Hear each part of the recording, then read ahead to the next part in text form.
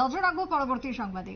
সর্বভারতীয় মেডিকেল প্রবেশিকা পরীক্ষা নিয়ে তোলপাড় হয়েছিল গোটা দেশ। পরবর্তীতে গ্রেস মার্কস বাতিল করা হয় এবং পুনরায় পরীক্ষা নেওয়া হয়।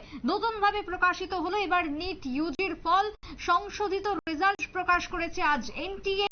সুপ্রিম কোর্টের নির্দেশে নতুন করে ফল প্রকাশ করা হলো। আরো একবার জানাবো, নিট পরীক্ষা সর্বভারতীয় ডাক্তারির প্রবেশিকা পরীক্ষা নিয়ে যে গোলযোগ শুরু হয়েছিল, যে গন্ডগোল, যে অভিযোগ ছিল, তাতে করে গোটা দেশ এক প্রকার তোলপাড় হয়েছিল। পরবর্তীতে নিট ইউজির পরীক্ষা নেওয়া হয়, পুনরায় রিটেস্ট করা হয়, তারই ফল প্রকাশ করা হয়েছে এবার। এনটিএ রিপোর্ট কি বলছে, এই ফল কি জানা যাচ্ছে, ফল সম্পর্কে কথা বলবো। প্রতিনিধি সুমন্ত ব্যানার্জি রয়েছেন টেলিফোন লাইনে। সুমন্ত, এই মুহূর্তে দাঁড়িয়ে নতুন ভাবে যে ফল প্রকাশ করা হয়েছে, সেই ফলে এনটিএ দ্বারা কি জানতে পারছো? দেখো সুপ্রীতি, এটা সংশোধিত রেজাল্ট বের করেছে এনটিএ। সুপ্রিম কোর্টের একটা নির্দেশ ছিল যেখানে পরিষ্কার ভাবে তারা জানিয়ে দিয়েছিল যে নতুন করে পরীক্ষা হবে না।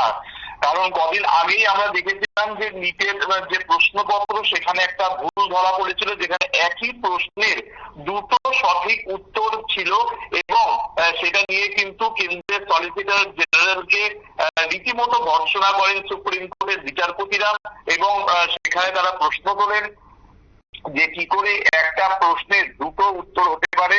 তারপরেই সুপ্রিম কোর্ট একটি বিশেষজ্ঞ কমিটি গঠন করেছিল এবং সেটার বেসিসেই কিন্তু তারা সেই কমিটি তার পরের দিনই তাদের রিপোর্ট জমা করেন এবং তারপরেও আমরা দেখেছি যে কেন্দ্রের মুখ পুড়েছে সুপ্রিম কোর্টে এবং তারপর সুপ্রিম কোর্টের নির্দেশের পরেই কিন্তু নতুন করে একটা রেজাল্ট বের করেছে, আজ সেটা বেরিয়েছে। এবং তোমাকে জানিয়ে রাখবো যে যা সুপ্রিম কোর্ট জানিয়েছিল যে নিট পরীক্ষা নতুন করে নেওয়া সম্ভব নয়, কারণ এতে হয়তো আরো যারা লাখ লাখ যারা পরীক্ষার্থী, তাদের ভবিষ্যৎটা নষ্ট হচ্ছে। এক বছর তাদের ওয়েট করার কোনো মানে নেই, তদন্তের মতন চলতে থাকবে, কিন্তু at the same time result out করা হোক। রেজাল্ট যেটা আউট হয়েছিল সেটার বেসিসেই কিন্তু একটা মামলা হয়েছিল, তখনই সুপ্রিম কোর্ট তাদের পর্যবেক্ষণে সেটা জানিয়েছিলেন যে সেখানে সমস্যা ছিল। তারপর আবার শিক্ষামন্ত্রী ধর্মেন্দ্র প্রধান জানিয়ে দিয়েছিলেন যে সংশোধন করে দুদিনের মাথায় নতুন করে একেবারে যে রেজাল্ট সেটা বের করা হবে এবং সেই ফলাফলই আজকে প্রকাশ করা হয়েছে। নতুন যে ফল প্রকাশ, তারপরে এমবিবিএস এবং বিডিএস এ কাউন্সিলিং এর তোড়জোড়ও শুরু করেছে কাউন্সিলিং কমিটি এবং খুব শীঘ্রই এর জন্য রেজিস্ট্রেশন শুরু হবে বলে এখনো পর্যন্ত খবর। তবে সব থেকে বড় ব্যাপার হচ্ছে যে বারবার নিট নিয়ে যে জলঘোলা হচ্ছে, বারবার আমরা একদম শুরু থেকে দেখে আসছি যে শিক্ষামন্ত্রী ধর্মেন্দ্র প্রধান তিনি বিভিন্ন সময় কেন্দ্রের মুখ রক্ষা করার চেষ্টা করেছিলেন, সেটা কিন্তু আপাতত কিন্তু আর হচ্ছে না।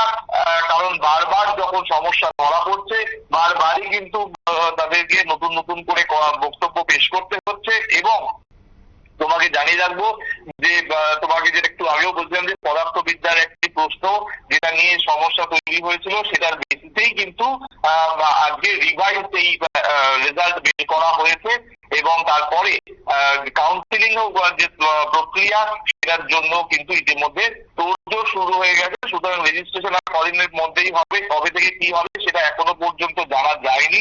খুব শীঘ্রই তা ঘোষণা হবে বলে এখনো পর্যন্ত খবর। বেশ, ধন্যবাদ সুমন্ত তোমায়। কথা বলছিলাম প্রতিনিধির সাথে। তবে নতুন করে প্রকাশিত হলো নিট ইউজির ফল এবং এর পরবর্তীতে যাতে এই সমস্ত পরীক্ষা নিয়ে কোনো গোলযোগ গন্ডগোল তৈরি না হয়, তার দিকে তীক্ষ্ণ নজর থাকছে ইউজিসির, সে কথাও আমাদের প্রতিনিধিরাই তুলে ধরছিলেন বিভিন্ন সময়। ছোট্ট বিরতির পর ফিরবো, সঙ্গে থাকুন।